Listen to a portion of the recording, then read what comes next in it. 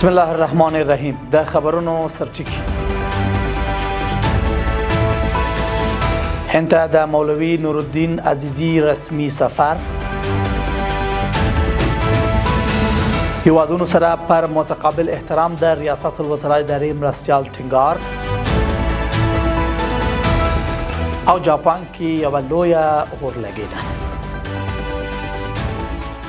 د لوی مهربان خدای په سپېڅلي نامه درنو لیدونکو سلام. د نن ورځ خبرونو ته ښه راغلاست. نن چهارشنبې د روان کال د لړم 28مه نیټه ده. زه زیم دا بشپړ خبرونه دي. د صنعت او سوداګرۍ وزیر نورالدین عزیزي د چابهار بندر فعالولو او اغیزمنې کارونې د هندي پانګوالو د پانګونې د جذب او د دوه اړخیزو سوداګریزو اړیکو پراختیا لپاره د یوه پلاوی په مشري هند ته روان شو. د صنعت او سوداګرۍ وزارت وایي چې ښاغلي عزیزي په دې سفر پر مهال پر پراګټي میدان نندارتون څخه د لیدنې ترڅنګ د هند د بهرنیو چارو او سوداګرۍ له وزیرانو او خصوصي پانګونې له غړو سره لیدنه او خبرې وکړې. د دې خبرو موخه به د اقتصادي همکاري او پراختیا، د سوداګریزو اړیکو اسانتیا، ګډې پانګونې ته زمینه برابرول او په سیمه ییزو ترانزیتي لارو کې د افغانستان د رول پیاوړتیا وي.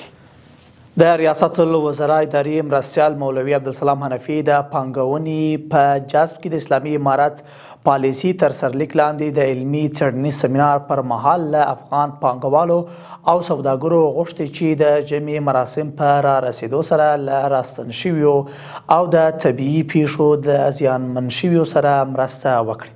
ښاغلي حنفي زیاته کړې چې اسلامي امارت تر دې مهاله راستنو شویو او د طبیعي پیښو له امله له زیانمن شویو سره د هر اړخیزې مرستې او راتلونکي کې هم دوام ورکړي.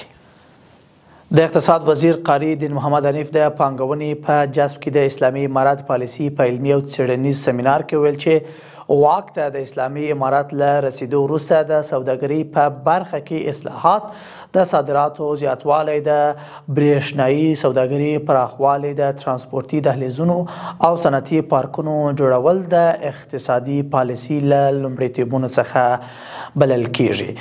ښاغلي حنیف وایي چې تیرو څلورو لسیزو جګړو او اشغال د افغانستان اقتصادي زیربنا او انساني سرچینو ته دروند زیان اړولی دی.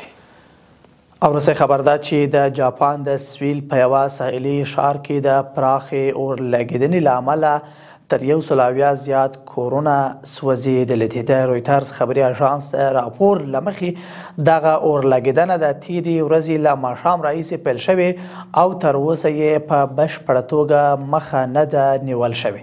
تر دې مهاله د دغې اورلګیدنې د لامل او تلفاتو په هکله څه نه دي ویل شوي. قدرمنو له ملتیا مو مننه. تر بیا ښه وخت او ښې چارې.